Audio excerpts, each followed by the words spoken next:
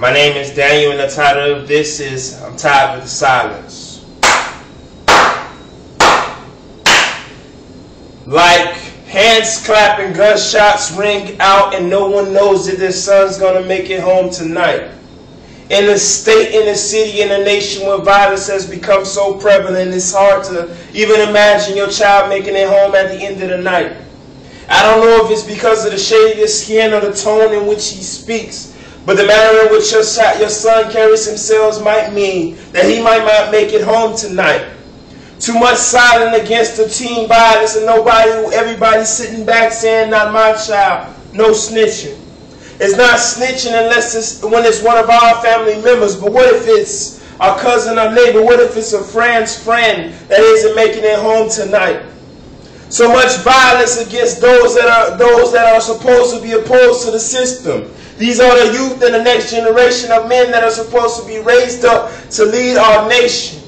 But they can't live to survive their childhood because someone says that they're too hood.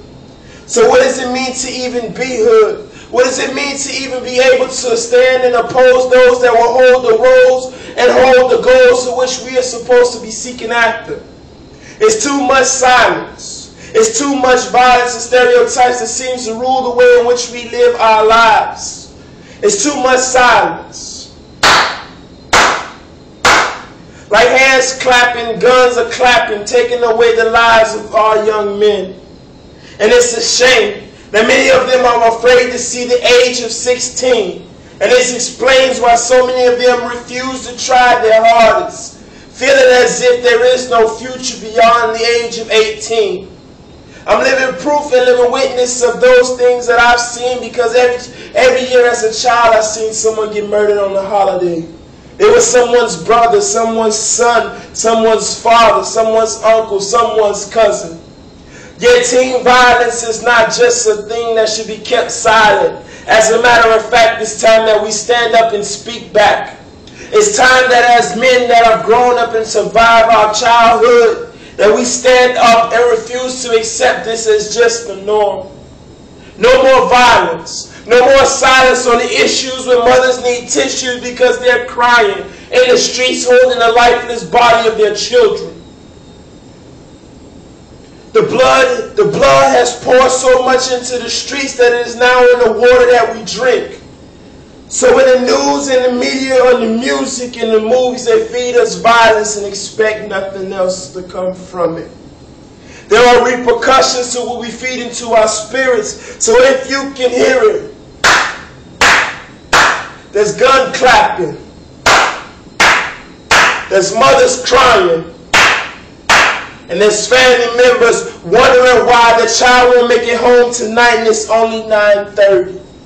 And you see, it used to be late nights that the creeps would come out and they would run the streets. But now, if your child isn't home by 7:30, something might be wrong. His life might be gone and his soul might have been required of him by the Lord. So it is on us. We are responsible. And the sad fact is this, that if we would have stood up when we were given a chance to, if we would have spoke the truth when we were given a chance to, so many of the young brothers that didn't make it home tonight could have come home. So many of the lives that have been destroyed would have been broken. So many of the tears that mothers have cried up late at night wondering why God, why would not have had to fall. So the question is now this. We're standing at a fork in the road, and we must now choose. Will we continue to allow the violence that our children are facing to shape and mold them into the men that are afraid to live to see past the age of 16? And this is a sad tragedy that has become our reality, not just as black men, but as men in general.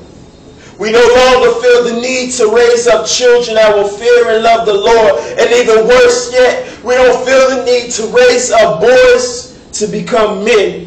And then those men will become changers. And then those changers will make changes that will change the future course of this nation. But I'm tired of the violence. And as we sit in silence, allowing so much of this to go on because it doesn't affect our home, our children are dying. So let's stop sitting silent while hands are clapping. Let's stop sitting silent while mothers are crying because their children are dying. Let us raise our voice and make the difference that can change the course of this nation and this generation. Let us help our children to strive to do better than just the norm and live past the age of 16. I'm tired of the silence, because the silence means there are no tears. The silence means there is no more laughter. The silence means there is no more joy. The silence means there is no more memories being made. All this is a result of our silence when there is violence that is yet running the streets. Let us stand up and make a difference. Let us stand up and make the change that is necessary so that another generation is not ruled by violence or destroyed by the silence. God bless you. My name is Daniel, and this has been The Silence.